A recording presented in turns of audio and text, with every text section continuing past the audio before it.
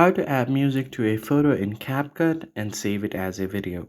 First thing you're going to have to do is open up your Capcut app, and then from here what you want to do next is create a new project. So tap on new project. Now from my gallery I have selected an image.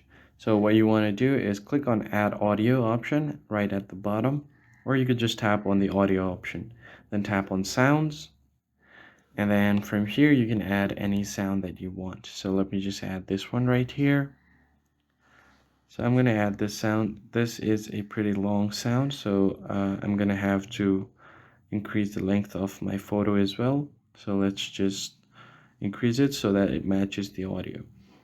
Now the audio is 4 minutes, so I just want this to be 4 minutes long.